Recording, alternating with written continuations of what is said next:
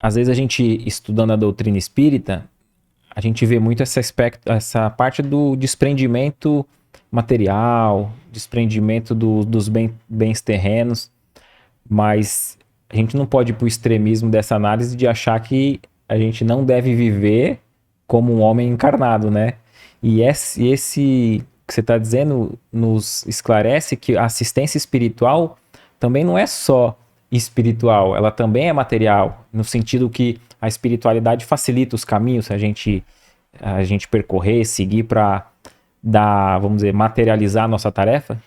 Aí então eu vou pedir licença para você aqui para pegar o livro dos Espíritos, porque eu acho que tu andou lendo o livro dos Espíritos hoje para fazer essa pergunta, viu? Vamos ver se essa foi a que eu li. Porque olha só, na pergunta 524, eles vão perguntar assim, ó: as advertências de nossos espíritos protetores têm por único objetivo a conduta moral ou também a conduta que devemos ter em relação às coisas da própria vida privada, ou seja, das coisas materiais? Então perguntam para ele. Então, o meu anjo protetor, os espíritos, eles só vão me inspirar no que eu tenho que me elevar moralmente ou na asa material, que lembra a asa, Emmanuel fala que nós temos evolução de duas asas, da moralidade e da intelectualidade, né? Isso, é. Então, eles vão me inspirar dos dois jeitos, e olha a resposta: em tudo, ponto.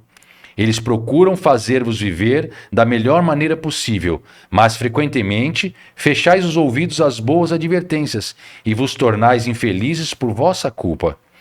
Os espíritos protetores nos ajudam com seus conselhos através da voz da consciência, que fazem falar em vosso íntimo, mas como nem sempre lhe damos a necessária importância, oferecem-lhes outros mais diretos, servindo-se então das pessoas que nos cercam. Então, se você acha que eles vão só inspirar a tua evolução moral, para você fazer caridade, para você trabalhar na tua evolução, não. Eles vão te ajudar na parte material. Mas ele fala, o grande problema é que a maior parte das vezes vocês se fecham para eles. E os espíritos protetores, nossos anjos da guarda, eles respeitam o nosso livre-arbítrio. Então, se você decide em determinado momento pegar um outro trajeto, eles vão continuar ao teu lado, mas se calam. Eles vão até tentar te ajudar, mas se você escolheu ir por um caminho tortuoso, eles aguardam, porque tem a história da volta do filho pródigo, né? Interessante que na mensagem que você leu ali do Livro dos Espíritos, no final diz assim, né? Que eles usam o meio mais direto e até mesmo pessoas ao nosso redor, né? E às vezes a gente parece que quer uma mensagem direta da espiritualidade, né? Através de uma psicografia, enfim, dizendo exatamente o que a gente deve fazer, né? Como se a gente abrisse mão até do nosso bom senso, do caminho a seguir.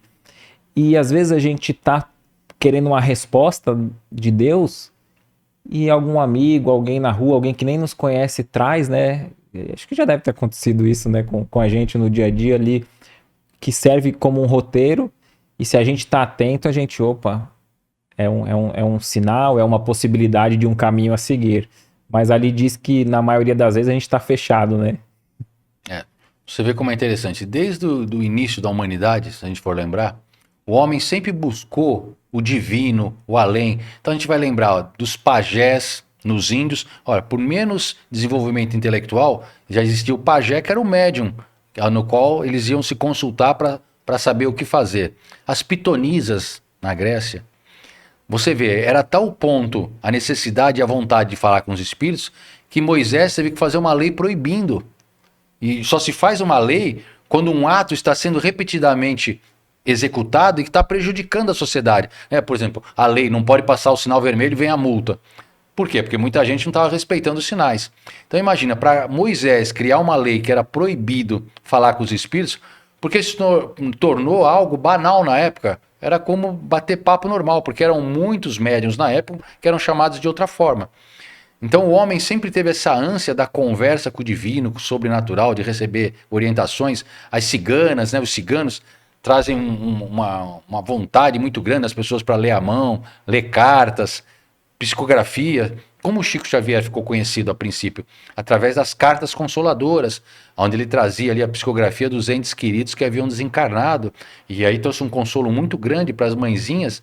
E a partir daí ele trabalhando também nos livros psicografados, belíssimas obras aí que ele trouxe através de diversos autores espirituais, descortinando para nós esse mundo espiritual. Mas isso que você falou é bem certo, as pessoas querem sempre receber uma psicografia direta, uma psicofonia, e muitas pessoas que chegam na casa espírita, por incrível que pareça, vão atrás do fenômeno, Éder.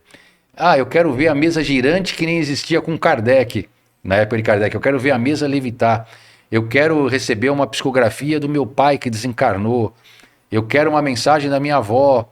Então as pessoas ainda vão atrás do sobrenatural, do divino. E a gente sabe que hoje não tem mais essa necessidade. Os fenômenos eles foram muito necessários em determinado momento da história, por exemplo, para chamar a atenção de Kardec. Que foi isso, uma mesa que levitava, uma mesa que levantava e que respondia a perguntas que eram feitas para ela, foi aí que despertou a curiosidade de Kardec para que ele iniciasse nesse trabalho. Mas hoje não tem essa necessidade do fenômeno. O que você achou desse corte? Coloca aqui nos comentários a sua opinião sobre esse tema. Para ver o episódio completo, é só pesquisar Recomeçar Podcast Espírita. E caso tenha ficado alguma dúvida sobre a doutrina espírita, é perfeitamente normal. Procure ler as obras de Allan Kardec.